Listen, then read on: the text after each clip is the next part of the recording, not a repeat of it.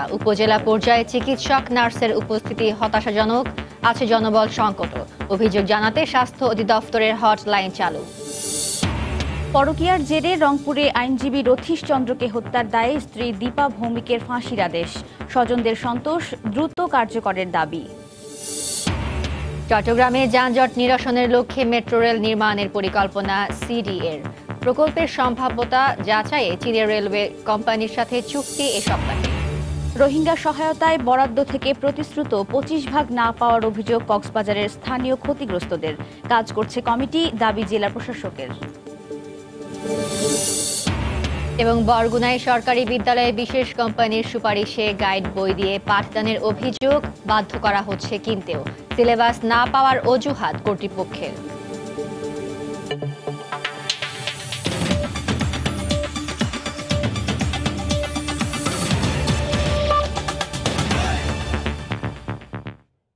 দেখছিলেন শিরোনাম, বাংলা সময়ের সঙ্গে আছি আমি ফারজানা মুমু এবং আমি ওয়াহিদা স্বপ্না।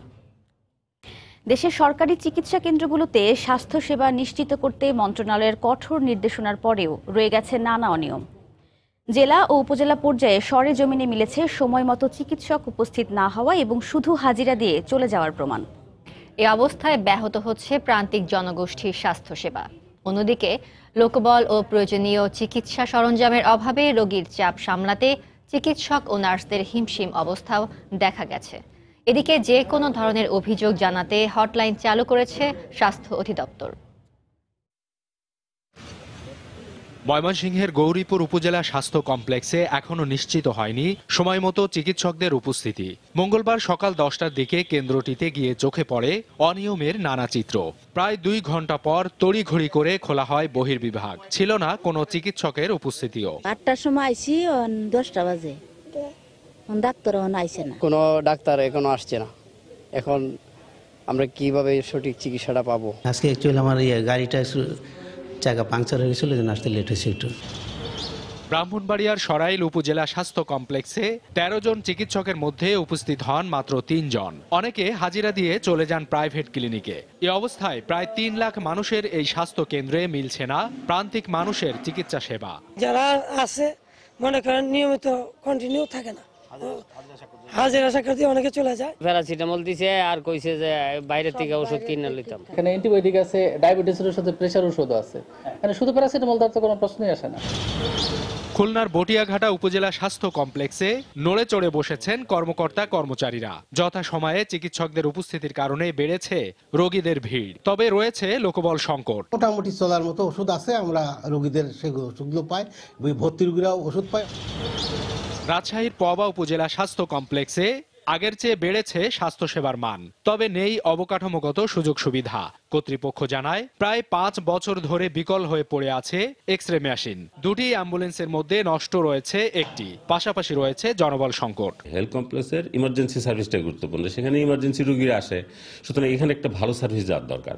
এদিকে রাজধানীর চিত্র কিছুটা ভিন্ন।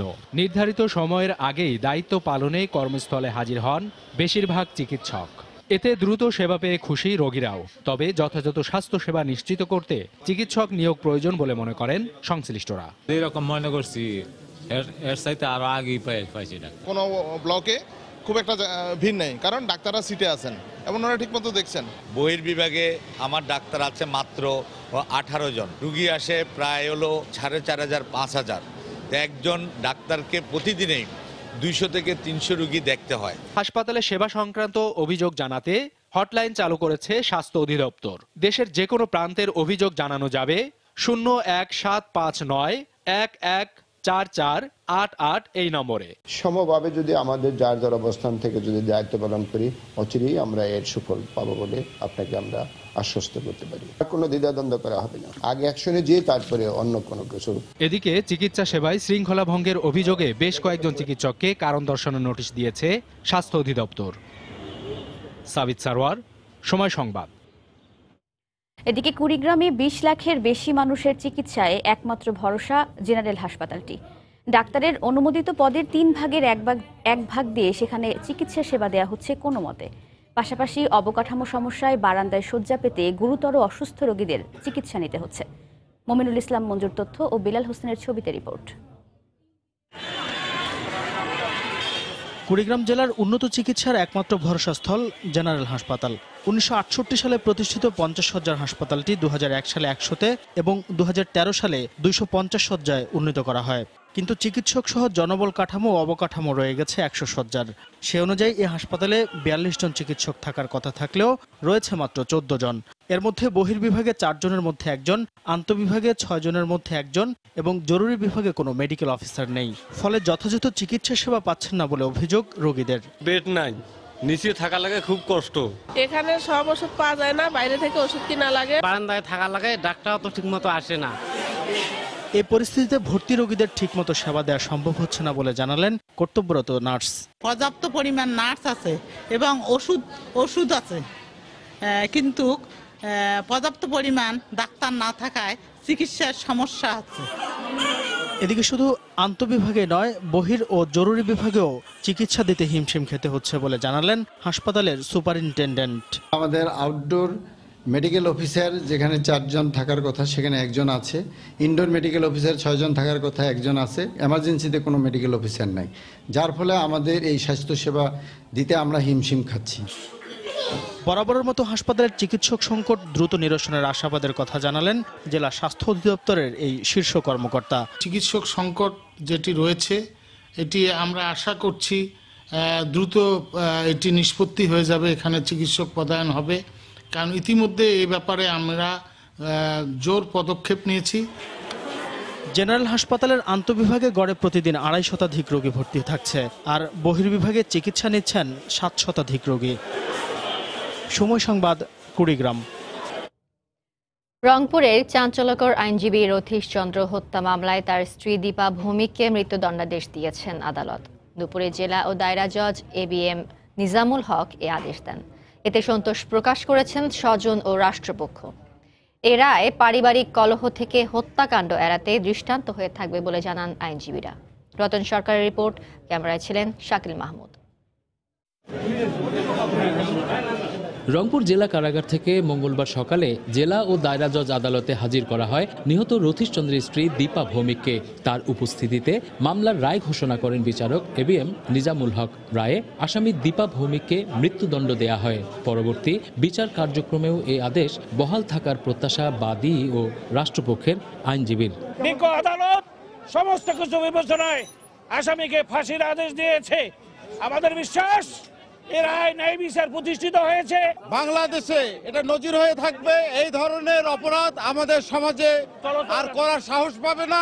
বিচার প্রক্রিয়া শেষ করে মৃত্যুদণ্ড দ্রুত কার্যকর করার দাবি জানান নিহতের সহকর্মীরা।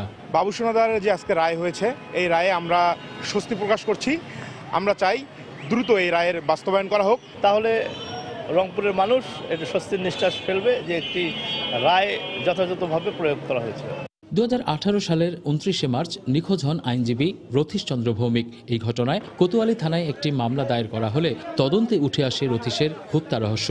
পরে আটক স্ত্রী দীপা ও তার কথিত প্রেমিক কামরুলের স্বীকারোক্তি অনুযায়ী 3 এপ্রিল রাতে নির্মাণাধীন একটি বাড়ি থেকে রথীশের লাশ উদ্ধার করা হয়। তদন্ত শেষে ওই বছরের 27শে সেপ্টেম্বর চিফ জুডিশিয়াল ম্যাজিস্ট্রেট আদালতে চার্জশিট দেয় পুলিশ। এতে বলা হয়, পরকীয়া প্রেমের জেরে রথীশকে হত্যা করে আসামিরা। মামলায় গ্রেফতার হয়ে কারাগারে থাকা কথিত প্রেমিক কামরুল গত 10ই নভেম্বর গলায় চাদর পেঁচিয়ে আত্মহত্যা করেন। রতন সরকার, সময় সংবাদ, রংপুর। বাংলার সময় আরো থাকছে। আশুলিয়ায় ইট বোঝাই ট্রাক নদীতে পড়ে 4 জনের মৃত্যু, বিভিন্ন স্থানে নিহত আরও 4। গত বছর 4,500 প্রাণহানি। নিরাপদ সড়ক চাইয়ের রিপোর্ট।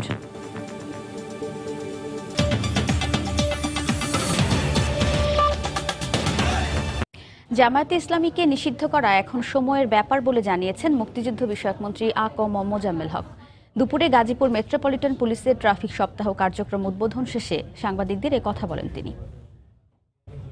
ডিভিশনের রায়ের কারণেই আমরা এই আইনটা অতীতে করি নাই, কিন্তু আমাদের নীতিগত সিদ্ধান্ত আগের থেকে যে এটাকে নিষিদ্ধ করার কারণ তারা যুদ্ধ অপরাধী দল এবং তারা রাজনৈতিকভাবে সিদ্ধান্ত নিয়ে মহান মুক্তিযুদ্ধের বিরোধিতা করেছে। কাজে সেটা হবে, এটা এখন সময়ের ব্যাপার। আইনমন্ত্রী মহোদয় আসলে এই যে উপরে আলোচনা হবে, হয়তো পরবর্তী অধিবেশনে আমরা আশা করতে পারি। জনগণের সুবিধার কথা মাথায় রেখে একই টিকিটে রেল, সড়ক ও নৌপথে চলাচলের সুযোগ করে দেওয়ার চিন্তাভাবনা করছে সরকার, জানিয়েছেন পরিকল্পনা মন্ত্রী এম এ মান্নান। একনেক সভার পর ব্রিফিংয়ে একথা জানান তিনি। সকালে শেরেবাংলা নগরের এনইসি সম্মেলন কক্ষে প্রধানমন্ত্রীর সভাপতিত্বে জাতীয় নির্বাহী পরিষদ একনেকের বৈঠক হয়। সভায় বাংলাদেশ রেলওয়ের জন্য 70টি মিটার গেজ ইঞ্জিন কেনা সহ প্রায় 17,000 কোটি টাকার 9টি উন্নয়ন প্রকল্পের অনুমোদন দেয়া হয়। বাংলাদেশ রেলওয়ের ইঞ্জিন ক্রয় প্রকল্পে ব্যয় ধরা হয়েছে 2,600 কোটি টাকা। পদ্মা বহুমুখী সেতু প্রকল্পের সার্বিক নিরাপত্তা বিধান প্রকল্পে ব্যয় ধরা হয়েছে 1,320 কোটি টাকা। এছাড়া পল্লী বিদ্যুতায়ন সম্প্রসারণের মাধ্যমে 15 লাখ গ্রাহক সংযোগ প্রকল্পের ব্যয় ধরা হয়েছে প্রায় 9,000 কোটি টাকা। ভবিষ্যৎ চ্যালেঞ্জ মোকাবেলা, দ্রুত ও উন্নত গণপরিবহন সেবার লক্ষ্যে চট্টগ্রামে মেট্রো রেল নির্মাণের পরিকল্পনা নিয়েছে সিডিএ। প্রকল্পের সম্ভাব্যতা যাচাইয়ে চায়না রেলওয়ে কোম্পানির সাথে চুক্তি হবে এই সপ্তাহে।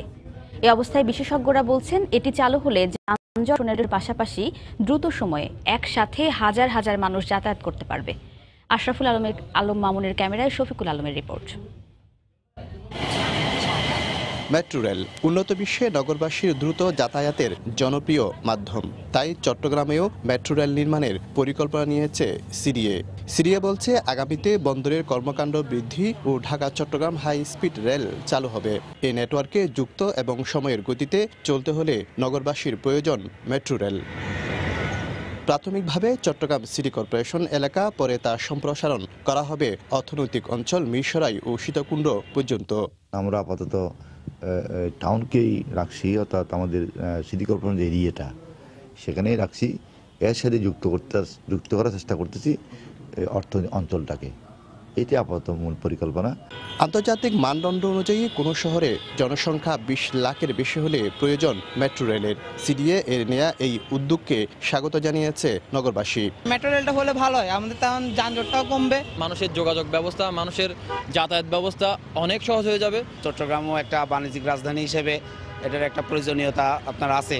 বন্দরনগরী চট্টগ্রামে এখন ঘন্টায় যানবাহনের গতি 12 থেকে 15 কিলোমিটার। গতি বাড়াতে হলে এখন থেকে নিতে হবে মেট্রো রেলের পরিকল্পনা, নইলে অচল হয়ে যাবে বন্দরনগরী, এমন মন্তব্য বিশেষজ্ঞদের। আমরা যেটাকে বাণিজ্যিক রাজধানী বলছি, এই ধরনের একটা শহরে কিন্তু এটা কোনো অবস্থাতেই কাম্য না। সেক্ষেত্রে মেট্রো রেলই একটা সম্ভাব্য একটা সমাধান, যে শহরের গতিশীলতা বাড়ানো, যানজট কমানো এবং মানুষকে নিরাপদ এবং আরামদায়কভাবে স্থানান্তর। গণপরিবহনের এই সমস্যাটা কাটিয়ে উঠতে গেলে আমাদের বিকল্প ব্যবস্থা অবশ্যই লাগবে। সেই ক্ষেত্রে মেট্রো রেল একটা বড় এবং কার্যকরী বিকল্প হতে পারে। চট্টগ্রাম নগরীতে প্রায় 60 লাখ মানুষের বসবাস। দেশের বিভিন্ন স্থান থেকে প্রতিদিন 2 লাখের বেশি মানুষ প্রবেশ করে নগরীতে। শফিকুল আলম, সময় সংবাদ, চট্টগ্রাম। চট্টগ্রামে মেট্রো রেল নির্মাণের পরিকল্পনা এবং ভবিষ্যৎ চ্যালেঞ্জ নিয়ে আলোচনার জন্য নগরের কাজীর দেউরি এলাকা থেকে সরাসরি যোগ দিচ্ছেন সহকর্মী কমল দে, সঙ্গে রয়েছেন দুজন আলোচক। ধন্যবাদ মোমো। এই যে মেট্রো রেল বাস্তবায়ন হচ্ছে চট্টগ্রামকে নগরবাসীকে উপকারের জন্য, যে যানজটের ভোগান্তি, সেই ভোগান্তি থেকে রক্ষা দেওয়ার জন্য, সেই বিষয়ে আজকে আমরা কথা বলবো। আজকে আমাদের সাথে এখানে উপস্থিত হয়েছেন সমাজ সমীক্ষার সভাপতি কাজী ইমাম আহমেদ বিলু, এবং সাথে রয়েছেন চট্টগ্রাম উন্নয়ন কর্তৃপক্ষের প্রধান নগর পরিকল্পনাবিদ শাহিনুল ইসলাম খান। তাই আমি প্রথমে আসবো কাজী ইমাম আহমেদ বিলুর কাছে। আপনার কাছে জানতে চাইব, নগর পরিবহন ব্যবস্থা চট্টগ্রামে কতটা বিদ্যমান রয়েছে, বিশেষ গণপরিবহন ব্যবস্থাটা কেমন, এবং যানজটের ভোগান্তিটা, যেহেতু আপনি দীর্ঘদিন ব্যবসা করছেন, যানজটের ভোগান্তিটা কেমন হচ্ছে আপনাদের? ধন্যবাদ।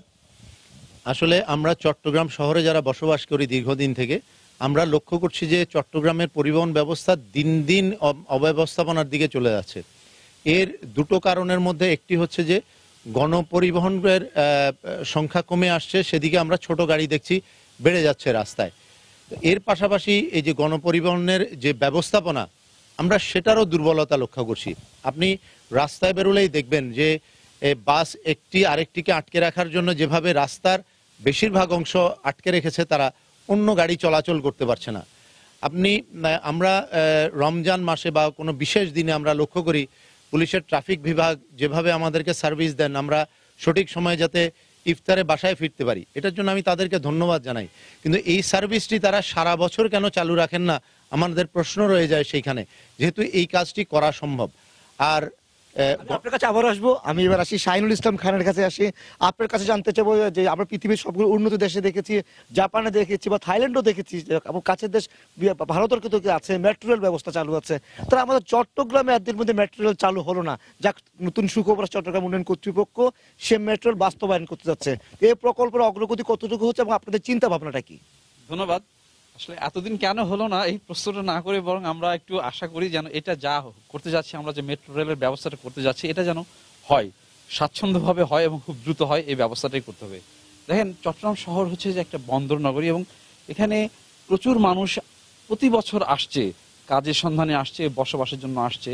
তো আমাদের তাদের জন্য একটা ব্যবস্থা করতে হবে। এখন এত বর্ধিষ্ণু একটা নগর, এই নগরে চলাচল যদি আমি স্বাভাবিক রাখতে চাই, তাহলে এই যে ব্যক্তিগত গাড়ির উপর নির্ভর করা যাবেই না, আমাদেরকে এরকম একটা মাস ট্রানজিটের ব্যবস্থা করতে হবে এবং মেট্রো রেল হচ্ছে এটা মাস ট্রানজিটের জন্য একেবারেই উপযুক্ত একটা ব্যবস্থা। এটা আমাদেরকে করতে হবে এবং আপনি জেনে খুশি হবেন যে আমরা কিন্তু এখন চিন্তা করছি ঢাকার সঙ্গে চট্টগ্রামে দ্রুত যোগাযোগের জন্য এমন একটা ট্রেন সার্ভিস আমরা চালু করতে চাচ্ছি যেটা 1 ঘন্টা থেকে 1 ঘন্টার মধ্যে ঢাকা চট্টগ্রামের সঙ্গে যোগাযোগ স্থাপন করবে।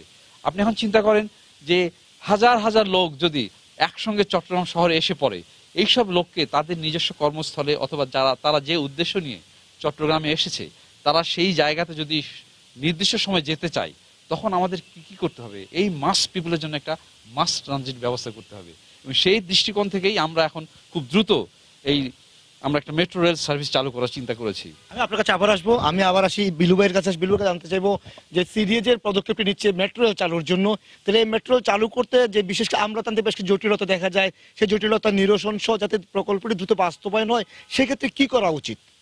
ধন্যবাদ আপনাকে। আমি প্রথমেই চট্টগ্রাম উন্নয়ন কর্তৃপক্ষকে ধন্যবাদ জানাতে চাই এ ধরনের একটি প্রকল্প গ্রহণের জন্য, কারণ চট্টগ্রাম শহর বাঁচাতে হলে আসলে এ ধরনের প্রকল্পই দরকার। তবে আপনি যেটা বলছেন যে আমাদের চট্টগ্রাম শহরের উপরে সরকারি জমি খুব কম, প্রাইভেট জমি বেশি, এই যে জমি অধিগ্রহণ বা এই ধরনের কোনো বিষয়ে যাতে জটিলতা না হয়, আমি চট্টগ্রামে আমাদের অনেক ব্রিলিয়ান্ট মন্ত্রী এসছেন এবার নতুন মন্ত্রিসভায়, আমি তাদেরকেও এদিকে দৃষ্টি দিতে বলবো। পাশাপাশি আমরা দেখেছি প্রতিটা প্রকল্পের এই ধরনের গণমুখী প্রকল্পে মাননীয় প্রধানমন্ত্রী সরাসরি হস্তক্ষেপ করেন। আমি তার কাছেও অনুরোধ জানাবো এই বিষয়টি দেখার জন্য। তবে আমার কথা সেটা আমি আবার আগের জায়গায় ফিরে আসি, মেট্রো রেল একটি অত্যন্ত দীর্ঘমেয়াদী প্রকল্প। আমাদেরকে এখনই চট্টগ্রাম শহরে, যেখানে চট্টগ্রাম বন্দরে প্রতিদিন 7 থেকে 8 হাজার ট্রাক ঢুকে এবং বাইর হয়, এইটার ব্যবস্থাপনার জন্য একটা আশু কোনো কিছু প্রয়োজন। এই বিষয়ে সকলের দৃষ্টি আমি আকর্ষণ করব। বিলু ভাই ধন্যবাদ। আমি আবার আসি শাহিনুল ইসলাম খানের কাছে আসি।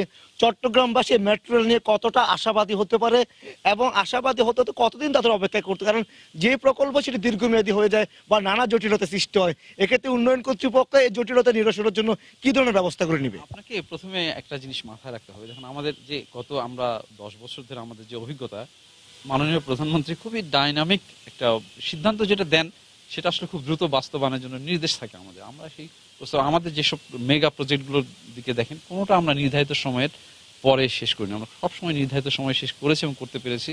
এবং এটা একটা চট্টগ্রামের জন্য যে মেট্রো সার্ভিসটা, এটাকে একেবারেই প্রায়োরিটি একটা প্রজেক্ট হিসেবে চিন্তা করা হয়েছে এবং এই প্রজেক্টটা চট্টগ্রাম উন্নয়ন কর্তৃপক্ষ করবে নাকি কোন সংস্থা করবে সেটা কোনো কথা না, কিন্তু এটা চট্টগ্রামবাসী সবাই আমাদের কাছেও আসছে, সবাই এই একই দাবি নিয়ে আসছে যে আমরা আর শুধু শুনতে চাই না, আমরা দেখতে চাই যে এই বাস্তবতাটা হয়েছে, যা আমরা চেয়েছিলাম তাই পেয়েছি। এবং এটা নিয়ে একদম উচ্চ পর্যায়ের একেবারেই অত্যন্ত গুরুত্বের সঙ্গে এই প্রজেক্টটা বিবেচনা করা হচ্ছে এবং আমরা খুব দ্রুতই আশা করছি যে আমরা এই অভিজ্ঞতাটা অর্জন করব, যে একটা মেট্রো সার্ভিস আমরা এই চট্টগ্রামবাসী উপহার পেয়েছে এবং সেই অনুযায়ী তারা শহরটাকে কাজে লাগাতে পারছে তাদের প্রয়োজনে। দুজনকে ধন্যবাদ, শাহিনুল ইসলাম ভাইকে ধন্যবাদ, বিলু ভাই আপনাকেও ধন্যবাদ। মোমো শুনছিলেন যে চট্টগ্রামে যে এখন যানজটের যে ভোগান্তি, সেই ভোগান্তি থেকে নিরসন দেওয়ার জন্য চট্টগ্রাম উন্নয়ন কর্তৃপক্ষ চীনের সাথে সমঝোতা স্মারক স্বাক্ষর করতে যাচ্ছে মেট্রো রেল বাস্তবায়নের জন্য, এবং সেই সাথে কিন্তু চট্টগ্রাম ঢাকা এক্সপ্রেস ওয়েরও কিন্তু কাজ শুরু হতে যাচ্ছে বলা হচ্ছে, যেহেতু বর্তমান সরকার এই দুটি মেগা প্রকল্পকে অগ্রাধিকার ভিত্তিতে দিয়েছে। তো সবাই চট্টগ্রামবাসীর মতো আমরাও আশা করবো হয়তো দ্রুত চট্টগ্রাম যে পৃথিবীর অন্যান্য যে উন্নত নগরীগুলো রয়েছে, সে উন্নত নগরগুলির মতোই চট্টগ্রামে সেই মেট্রো রেল দ্রুত বাস্তবায়ন হবে। তো মোমো এখন পর্যন্ত আমার কাছে ছিল মেট্রো রেল বাস্তবায়নে যে আমরা আলোচনা করছিলাম তার সর্বশেষ।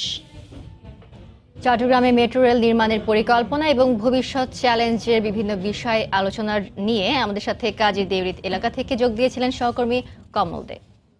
রোহিঙ্গাদের সহায়তার মোট বরাদ্দের 25% কক্সবাজারের স্থানীয় জনগোষ্ঠীকে দেওয়ার প্রতিশ্রুতি দেয় ইন্টারসেক্টর কোঅর্ডিনেশন গ্রুপ। কিন্তু নামমাত্র কিছু সহায়তা পাওয়ার দাবি স্থানীয়দের। তবে জেলা প্রশাসক জানালেন, বরাদ্দের 25% সহায়তা দেয়া হচ্ছে কিনা তা দেখতে কমিটি কাজ করছে। সুজাউদ্দিন রুবেলের তথ্য ও মোহাম্মদ ফরাজের ছবি নিয়ে রিপোর্ট। একসময় সবুজ পাহাড় আর পাহাড়ের ফাঁকে ফাঁকে বন বিভাগের পড়ে থাকা জায়গায় ছিল উখিয়া ও টেকনাফের বাসিন্দাদের ক্ষেত খামার। এর উপরই নির্ভরশীল ছিল অনেকের জীবিকা। সেখানে এখন বসতি গড়েছে রোহিঙ্গারা। রোহিঙ্গাদের সহায়তায় কার্যক্রম চালানো আন্তর্জাতিক ও সরকারি বেসরকারি সংস্থার সমন্বয় কমিটি ইন্টারসেক্টর কোঅর্ডিনেশন গ্রুপ ISCG জানায়, রোহিঙ্গাদের সহায়তার জন্য আসা মোট বরাদ্দের 25% দেয়া হবে ক্ষতিগ্রস্ত স্থানীয়দের। কিন্তু সে কথা কাজে পরিণত হয়নি 17 মাসেও। খেতে হলা করে এনে চলিলাম, রোহিঙ্গা এনে খেতে হলা করে না হারি রাতেই বেগিনের সমস্যা হয়ে এখন গৌরী হানি এখন দিন মজুরি ছাড়া আর কিছু করেন মানে দেশ চুলার পরিমাণ তো দিন আছে ইন পাই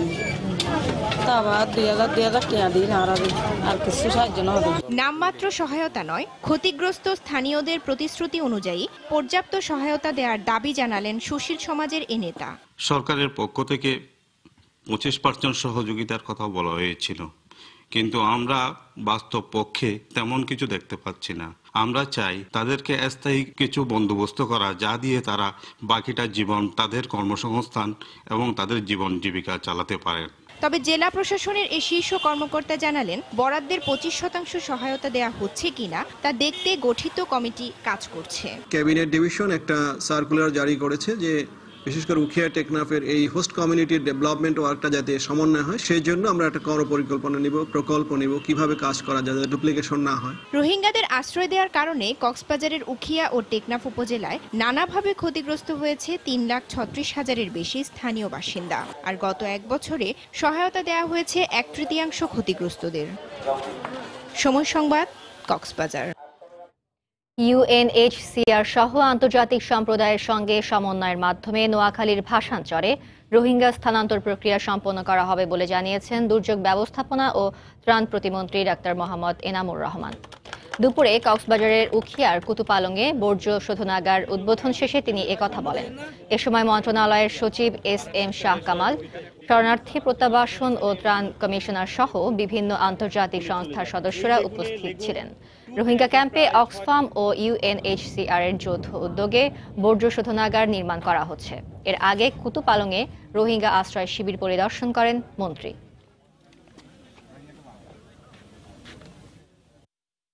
তাদের পুনর্বাসনের জন্য আমাদের মাননীয় প্রধানমন্ত্রী ভাসানচরে একটি প্রকল্প গ্রহণ করেছেন। প্রায় 1 লক্ষ রোহিঙ্গাদের সেখানে স্থানান্তরের জন্য সিদ্ধান্ত হয়েছে। এই রোহিঙ্গাদের ব্যবস্থাপনায় আন্তর্জাতিক বিভিন্ন সম্প্রদায় জড়িত, UNHCR জড়িত, তাদের সাথে তারা জাতিসংঘ তাদের সাথে আলোচনা করে সর্বসম্মতি করে যারা মায়ানমার নাগরিকরা এখানে আসছেন তাদেরও একটা মতামত আমাদের নিতে হবে। বুড়িগঙ্গা নদীর দুই পাশে 7তলা ভবনসহ প্রায় 15টি পাকা অবৈধ স্থাপনা উচ্ছেদ করেছে BIWTA। সকালে কামরাঙ্গীর চর এলাকা থেকে শুরু হয় এই উচ্ছেদ অভিযান। নদী দখল করে গড়ে তোলা এসব ভবন এর আগে উচ্ছেদ করা হয়েছিল জানিয়ে BIWTA বলছে, এবার তারা টেকসই উচ্ছেদের দিকে নজর দিচ্ছে। এদিকে ক্ষতিগ্রস্তদের দাবি, পূর্ব ঘোষণা ছাড়াই চালানো হচ্ছে এমন অভিযান। বুড়িগঙ্গার কামরাঙ্গী চরের খোলামোড়া ঘাটে অবৈধভাবে স্থাপিত এই 7তলা ভবনটি 1.5 বছর আগে আরও একবার উচ্ছেদ করা হয়েছিল। সেখানে আবারও ভবন নির্মাণ করায় মঙ্গলবার BIWTA তা উচ্ছেদ করে। টেকসই উচ্ছেদের জন্য ভেঙে দেওয়া হয় ভবনটির পিলারগুলো। মূলত নদীর জায়গা অবৈধ দখলদারদের হাত থেকে মুক্ত করতে মঙ্গলবার শুরু হয় BIWTA-র 11 দিনব্যাপী উচ্ছেদ অভিযান। এদিন বুড়িগঙ্গার কামরাঙ্গী চর ও কেরানীগঞ্জ এলাকায় উচ্ছেদ অভিযান চালায় BIWTA। এ সময় উচ্ছেদে ক্ষতিগ্রস্তরা আগে থেকে না জানানোর অভিযোগ তুললেও BIWTA-র ম্যাজিস্ট্রেটের দাবি, সতর্ক করতে আগে মাইকিং করা হয়েছে। একটা বলে নাই যে আজকে বাড়ি ঘর ভাঙবে বা মাইকিং করছে। আমরা তো কাজ করি, দোকানে কাজ করি, আমরা তো আর অত কিছু জানি না। আমাদেরকে বাড়িওয়ালা বলবে না কথাটা যে এরকম কোন একটা অ্যাক্সিডেন্ট হবে বা তোমরা আগেই এগুলো নামায় নিও, এগুলো কিছুই বলে নাই। এই মামলাটা নিষ্পত্তির মানে না হওয়া পর্যন্ত স্টে অর্ডার বহাল থাকবে। তারপরেও এই অবস্থা হঠাৎ করে আজকে ভাঙিয়ে দিল। স্টে অর্ডার এমন হতে পারে স্টে অর্ডার পেরিয়ে গেছে, তাহলে তো সেটার কার্যকারিতা থাকে না। যদি হালনাগাদ হয়ে থাকে তাদের দরকার ছিল BIWTA-কে অবগত করা, সেটা তারা করেনি। কারণ আমরা যতটুকু অবগত আছি স্টে অর্ডার এখনও বলবৎ আছে, এই ধরনের কোনো স্থাপনায় আসলে আমরা উচ্ছেদ অভিযান আপাতত চালাচ্ছি না। উল্লেখ করা প্রয়োজন যে সেক্ষেত্রে তারা যথাযথ কর্তৃপক্ষের নোটিশ আগেও পেয়েছে এবং এক্ষেত্রে তাদেরকে সতর্কও করা হয়েছে। উচ্ছেদ অভিযানের মাধ্যমে যে কোনো মূল্যে বুড়িগঙ্গা দখলমুক্ত করা হবে বলে জানিয়েছে বিআইডব্লিউটিএ। বুড়িগঙ্গার দুই পারে যত বড় শক্তিশালী অশুভ শক্তি আসুক না কেন আমরা মোকাবেলা করে বুড়িগঙ্গার দুই পারে যত বড় ভবনই হোক না কেন আমরা ভেঙে গুড়িয়ে দেব। ঢাকার চারপাশের নদীর জায়গা দখলমুক্ত করে পরিবেশ ফিরিয়ে আনতে গত বছর নির্দেশনা দেন উচ্চ আদালত। কামরুজ্জামান মামুন, সময় সংবাদ, ঢাকা। বাংলার সময় আরো থাকছে।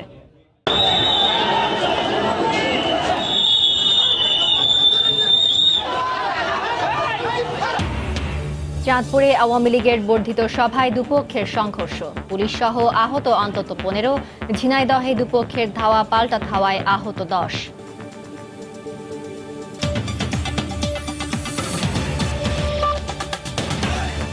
আশুলিয়ায় ইট বোঝাই একটি ট্রাক উল্টে নদীতে পড়ে 4 জনের মৃত্যু হয়েছে। দীর্ঘ 6 ঘন্টা চেষ্টা চালিয়ে তুরাগ নদে ডুবে যাওয়া ট্রাক ও নিহতদের লাশ উদ্ধার করে ফায়ার সার্ভিসের 5টি ইউনিট।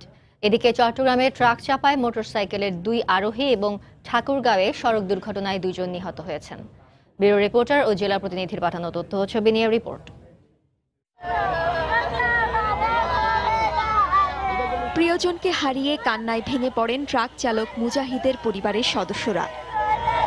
মঙ্গলবার ভোরে আশুলিয়ার মরাগাং এলাকার একটি ব্রিকফিল্ড থেকে একটি ট্রাক ইট বোঝাই করে যাওয়ার পথে নিয়ন্ত্রণ হারিয়ে সড়কের পাশে তুরাগ নদে পড়ে যায়। এতে ট্রাকে থাকা শ্রমিক, একজন নৈশ প্রহরী, চালক ও হেলপার সহ 4 জন তুরাগে ডুবে যায়।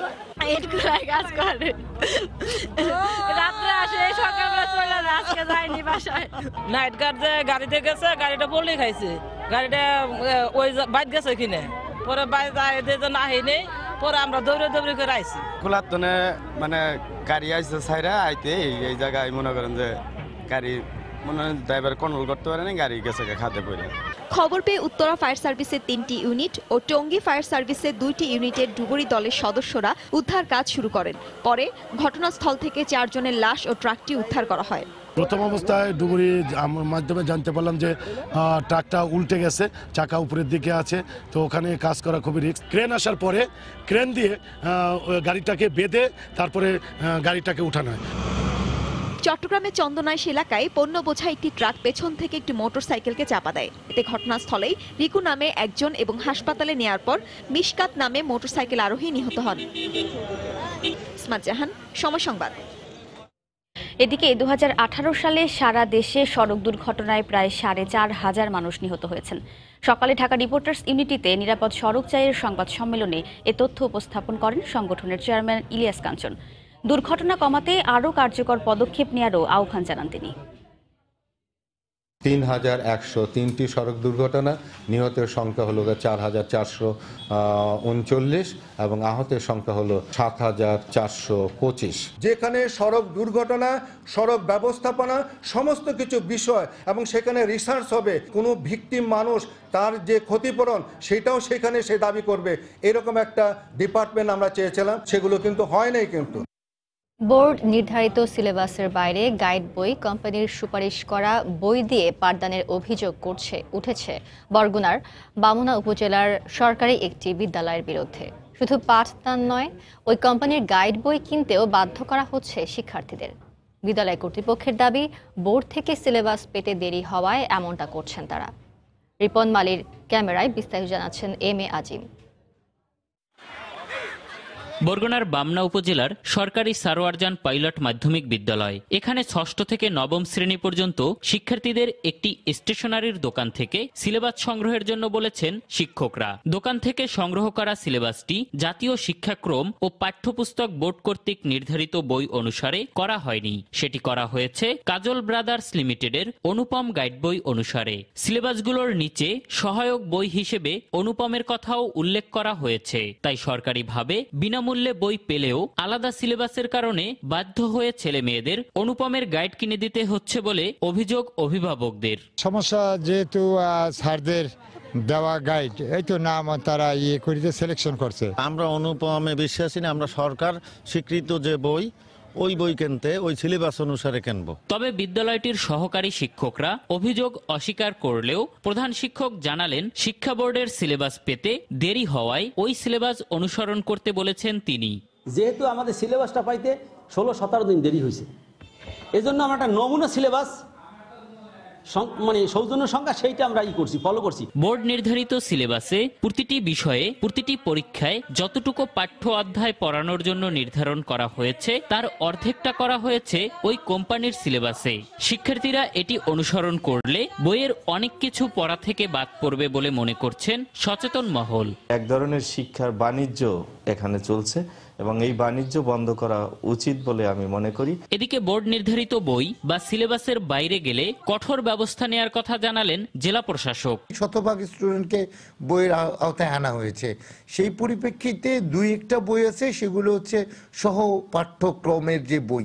এর বাইরে অন্য কোনো বইয়ের বিষয়ে স্কুল কর্তৃপক্ষ কোনো সিদ্ধান্ত গ্রহণ করতে পারবে না। প্রস্তাবিত শিক্ষা আইন 2017 অনুযায়ী শিক্ষা বোর্ড নির্ধারিত পাঠ্যসূচি অনুযায়ী পাঠদান না করলে সেটা অপরাধ হিসেবে বিবেচিত হবে, আর সেজন্য অনধিক 2 লক্ষ টাকা অর্থদণ্ড বা 6 মাসের কারাদণ্ড অথবা উভয় দণ্ডে দণ্ডিত হতে পারেন।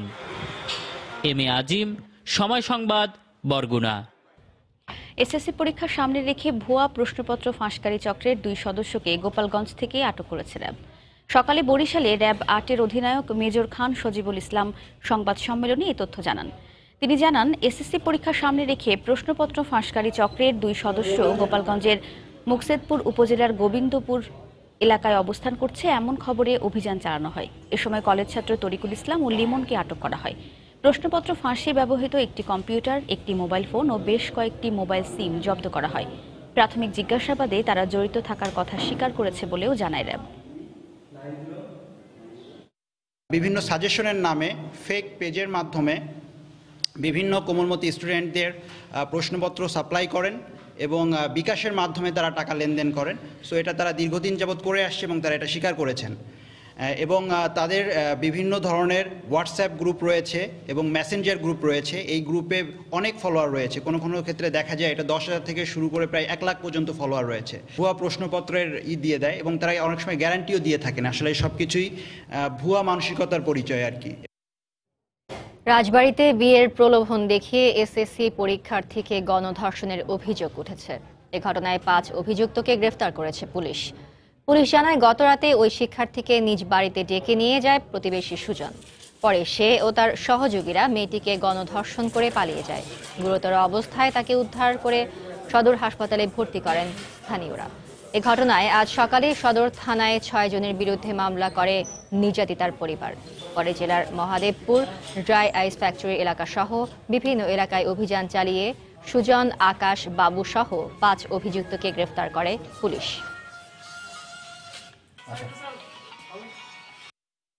সংবাদ পেয়ে আমরা মেয়েটাকে উদ্ধার করি এবং আমাদের পুলিশ সুপার স্যারের নেতৃত্বে থানার সকল অফিসার একযোগে একাধিকভাবে বিভক্ত হয়ে আমরা 5 জন আসামিকে এখন পর্যন্ত গ্রেফতার করতে সক্ষম হই। চট্টগ্রামে গুলিতে গণধর্ষণ মামলার 1 আসামি নিহত হয়েছে। পুলিশ বলছে বন্দুকযুদ্ধ এবং আরও একজনকে গ্রেফতার করা হয়েছে। 2টি প্রাইভেট কারও জব্দ করা হয় সে সময়। পুলিশ জানায়, গত 27শে জানুয়ারি কৌশলে প্রাইভেট কারে তুলে এক মাদ্রাসা ছাত্রীকে গণধর্ষণ করে চালক শাহাবুদ্দিন ও শ্যামল সহ 3 জন। এ ঘটনায় কোতোয়ালি থানায় অভিযোগ করেন নির্যাতিতা। সোমবার মধ্যরাতে নগরীর ফিশারিঘাট এলাকায় অভিযুক্ত শাহাবুদ্দিন অবস্থান করছে এমন তথ্যের ভিত্তিতে অভিযান চালানো হয়। এ সময় উপস্থিতি টের পেয়ে পুলিশকে লক্ষ্য করে গুলি ছোড়ে শাহাবুদ্দিন ও তার সহযোগীরা। পুলিশও পাল্টা গুলি চালায়। পরে ঘটনাস্থল থেকে শাহাবুদ্দিনের লাশ উদ্ধার করে চট্টগ্রাম মেডিকেলের মর্গে পাঠায় পুলিশ। বিগত 1 সপ্তাহের ভিতরে আমরা 2টো মামলা তদন্ত করতে গিয়ে দেখছি যে 2টো ঘটনায় ড্রাইভার জড়িত। গাড়িটা স্কুল গেটে ছিল, এই সময় সেই ধর্ষণের ঘটনা ঘটিয়েছে বা তার ডাক্তারকে যখন চেম্বারে দিয়ে ওই ড্রাইভার এই ফ্রি টাইমটায় এই ঘটনা ঘটিয়েছে। অপরাধের সঙ্গে জড়িত 2টি গাড়ি আমরা উদ্ধার করেছি। এই ধর্ষণের যে গাড়ি 2টি ব্যবহার করা হয়েছে সেই 2টি গাড়ি এবং অন্যান্য ধর্ষণের আলামত আমরা উদ্ধার করতে সক্ষম হয়েছি এবং আরেকজন পলাতক রয়েছে, তাকে আমরা যখন তখন যে কোনো সময় আমরা আশা করছি ধরে ফেলতে পারবো। ছাত্রীদের যৌন হয়রানি করার অভিযোগ তুলে গাইবান্ধার সরকারি কলেজের এক শিক্ষকের শাস্তির দাবিতে বিক্ষোভ করেছেন শিক্ষার্থীরা। দুপুরে শহরের ১ নম্বর রেলগেট থেকে বিক্ষোভ মিছিল বের করা হয়। শহরের বিভিন্ন সড়ক প্রদক্ষিণ করে আসাদুজ্জামান মার্কেটের সামনে এসে মিছিলটি শেষ হয়। পরে সেখানে অনুষ্ঠিত সংক্ষিপ্ত সমাবেশে বক্তারা অভিযোগ করেন, দীর্ঘদিন ধরে অনেক ছাত্রীকে ফেসবুক মেসেঞ্জারে আপত্তিকর প্রস্তাব দিয়ে অশ্লীল ভিডিও পাঠায় ইতিহাস বিভাগের শিক্ষক অমিত পার্থ। গত শনিবার ৫ শিক্ষার্থী তার বিরুদ্ধে অধ্যক্ষের কাছে লিখিত অভিযোগ করেন। দ্রুত তার বিরুদ্ধে শাস্তিমূলক ব্যবস্থা নেওয়ার দাবি শিক্ষার্থীদের। মিছিলটি এ সময় সেখানে সমাবেশ করে শিক্ষার্থীরা। সমাবেশে তারা অভিযোগ করেন, অবিলম্বে অভিযুক্ত শিক্ষকের বিরুদ্ধে শাস্তিমূলক ব্যবস্থা নেওয়ার দাবি জানান তারা।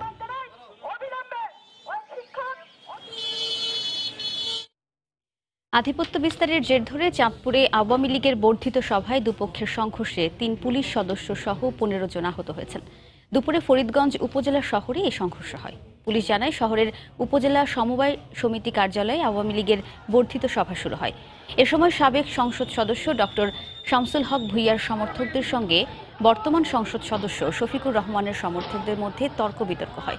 এক পর্যায়ে দুপক্ষই সংঘর্ষে জড়িয়ে পড়ে। এ সময় মঞ্চ ভাঙচুর ও ডক্টর শামসুল হক ভূঁইয়ার গাড়ি ভাঙচুর করা হয়। দায়িত্বরত ৩ পুলিশ সদস্য সহ উভয় পক্ষের অন্তত ১৫ জন আহত হন। তাদের উপজেলা স্বাস্থ্য কমপ্লেক্সে ভর্তি করা হয়েছে। খবর পেয়ে শতাধিক রাউন্ড টিয়ার শেল ও রাবার বুলেট ছুড়ে পরিস্থিতি নিয়ন্ত্রণে আনে পুলিশ।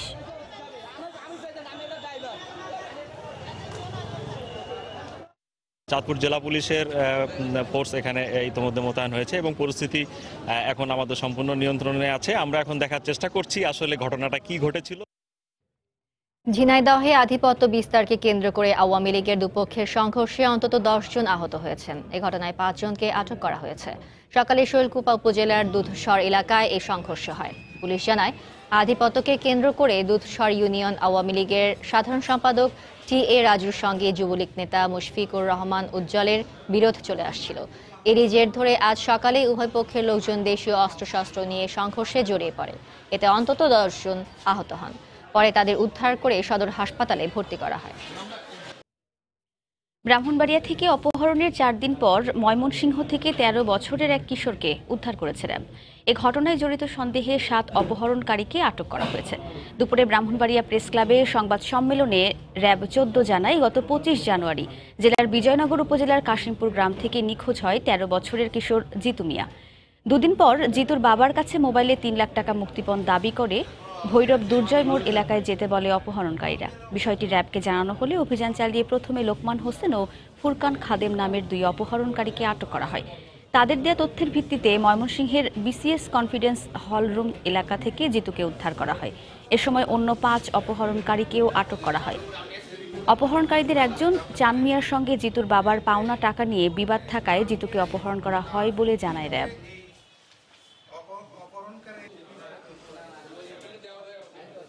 লোকমান হোসেন এবং ফুরকান খাদেমকে প্রথমে গ্রেপ্তার করে আমাদের ক্যাম্পে নিয়েছে। এদেরকে আমরা জিজ্ঞাসাবাদ করি। জিজ্ঞাসাবাদের এক সময় বলেন যে আমাদের কতিপয় সদস্য এই ভিকটিম জিতু মিয়াকে ময়মনসিংহের একটি রুমে আটকে রেখে তাদের চারপাশে এই আমাদের সদস্যরা অবস্থান করতেছে। রাঙ্গামাটিতে একজনকে গুলি করে হত্যা করেছে দুর্বৃত্তরা। নিহত পবিত্র চাকমাকে দলের কর্মী বলে দাবি করছে ইউপিডিএফ। দুপুরে লঙ্গদুর ভুইয়াছড়া এলাকায় এই হত্যাকাণ্ড হয়। পুলিশ জানায়, নিজ বাড়িতে ঢুকে পবিত্র চাকমাকে গুলি করে পালিয়ে যায় একদল দুর্বৃত্ত। এতে ঘটনাস্থলেই মৃত্যু হয় তার। খবর পেয়ে পুলিশ ঘটনাস্থল থেকে লাশ উদ্ধার করে ময়নাতদন্তের জন্য সদর হাসপাতাল মর্গে পাঠায়। হত্যা রহস্য উদ্ঘাটনে কাজ করছে পুলিশ। নিহত পবিত্র চাকমা ইউপিডিএফ এর সদস্য বলে দাবি করা হচ্ছে। নারী উদ্যোক্তা তৈরির লক্ষ্যে বরিশালে চলছে ৩ দিনব্যাপী বস্ত্র ও কুটির শিল্প মেলা। সকালে নগরীর অশ্বিনী কুমার টাউন হলে মেলা উদ্বোধন করেন জেলা প্রশাসক এস.এম. অজিউর রহমান। মেলায় হস্তশিল্প, মৃৎশিল্প সহ বিভিন্ন পণ্যের ২০টি স্টল রয়েছে। তৃণমূল নারী উদ্যোক্তাদের উদ্বুদ্ধ করতে এই মেলা বলে জানান আয়োজকরা। ৩১শে জানুয়ারি পর্যন্ত প্রতিদিন সকাল ৯টা থেকে রাত ৯টা পর্যন্ত ক্রেতা দর্শনার্থীদের জন্য উন্মুক্ত থাকবে এই মেলা। আবহাওয়া অনুকূলে থাকায় জামালপুরের চরাঞ্চলে টমেটোর বাম্পার ফলন হয়েছে। অন্য বছরের তুলনায় এবছর দামও ভালো পাওয়ায় খুশি কৃষকরা। তবে সরকারিভাবে টমেটো সংরক্ষণের দাবি জানিয়েছেন তারা। জামালপুর প্রতিনিধি জাহাঙ্গীর আলমের পাঠানো তথ্য ছবি নিয়ে রিপোর্ট। জামালপুর জেলার সদর উপজেলার ব্রহ্মপুত্র নদের বিস্তীর্ণ চরাঞ্চলে এখন চোখে পড়বে শুধু কাঁচা পাকা টমেটো। এবছর ৬টি জাতের টমেটো চাষ করেছেন এখানকার কৃষকেরা। এবার টমেটোতে কোনো রোগবালাই হয়নি, তাই ফলনও হয়েছে ভালো। শুরুতে দাম কিছুটা কম থাকলেও এখন কাঙ্ক্ষিত দাম পাচ্ছেন চাষিরা। টমেটো চাষে কৃষকদের উদ্বুদ্ধ করতে বাজারজাতকরণে সাহায্যের পাশাপাশি সরকারিভাবে টমেটো সংরক্ষণের দাবি জানিয়েছেন তারা। টমেটোর ফলন ভালো হয়েছে, বাজার দাম মোটামুটি এখন তো ভালোই আছে, পরে কি করা যায় না, কিন্তু সার বিষের দামই তো বেশি। সরকার সার বিষের দাম কমান রাখবো, নাহলে কৃষক চলার হইতাছে না। বিঘা প্রতি খরচ 40-50 হাজারের মতন হয়। এর মধ্যে আঙ্গুরের সার বিষ, অন্য কালমার দাম বেশি, 500 টাকা ময়না, আসলে পোষায় না। সার বিষের দাম বেশি, কামলা ময়না বেশি, যদি এই দাম থাকে তাহলে মোটামুটি আর কি করতে হবে। যদি কাল এর দাম আছিল, এই দাম যদি কাল থাকে তাহলে মনে করেন যা শুল উঠবে, আর যদি কাল দাম যদি কাল না থাকে তাহলে মনে করেন যে কৃষক ধরা খাবে। স্থানীয় কৃষি বিভাগ বলছে অনুকূল আবহাওয়ার কারণে এবছর টমেটোর বাম্পার ফলন হয়েছে। এবার তেমন একটা শৈত্য প্রবাহ বা কুয়াশা প্রভাবটা কম, অর্থাৎ টমেটো চাষের উপযোগী অনুকূল পরিবেশ বজায় আছে বিধায় ফলন অত্যন্ত ভালো। বাজার যদি খুব বেশি একটা না কমে তবে কৃষকেরা খুব ভালো লাভ ঘরে তুলতে পারবে বলে আমার দৃঢ় বিশ্বাস। এবছর জেলায় 1500 হেক্টর জমিতে টমেটোর চাষ করা হয়েছে। সময় সংবাদ, জামালপুর। বাংলার সময়ের শীর্ষ সংবাদ জানিয়ে দিচ্ছি আরেকবার। সারা দেশের স্বাস্থ্য সেবার বেহাল দশা। উপজেলা পর্যায়ে চিকিৎসক নার্সের উপস্থিতি হতাশাজনক, আছে জনবল সংকটও। অভিযোগ জানাতে স্বাস্থ্য অধিদপ্তরের হটলাইন চালু। পরকীয়ার জেরে রংপুরে আইনজীবী রথীশ চন্দ্রকে হত্যার দায়ে স্ত্রী দীপা ভৌমিকের ফাঁসির আদেশ। স্বজনদের সন্তোষ, দ্রুত কার্যকরের দাবি। চট্টগ্রামে যানজট নিরসনের লক্ষ্যে মেট্রো রেল নির্মাণের পরিকল্পনা সিডিএর। প্রকল্পের সম্ভাব্যতা যাচাইয়ে চীনের রেলওয়ে কোম্পানির সাথে চুক্তি এ সপ্তাহেই। রোহিঙ্গা সহায়তায় বরাদ্দ থেকে প্রতিশ্রুত 25% না পাওয়ার অভিযোগ কক্সবাজারের স্থানীয় ক্ষতিগ্রস্তদের। কাজ করছে কমিটি, দাবি জেলা প্রশাসকের। এবং বরগুনায় সরকারি বিদ্যালয়ে বিশেষ কোম্পানির সুপারিশে গাইড বই দিয়ে পাঠদানের অভিযোগ। বাধ্য করা হচ্ছে কিনতেও, সিলেবাস না পাওয়ার অজুহাত কর্তৃপক্ষের। এই ছিল বাংলার সময়। যে কোনো খবর পেতে ভিজিট করুন সময়নিউজ.tv। আপনার মোবাইলে সময় সংবাদ দেখতে এবং সব খবর পেতে ডাউনলোড করুন সময় অ্যাপ। সঙ্গে থাকুন সময়।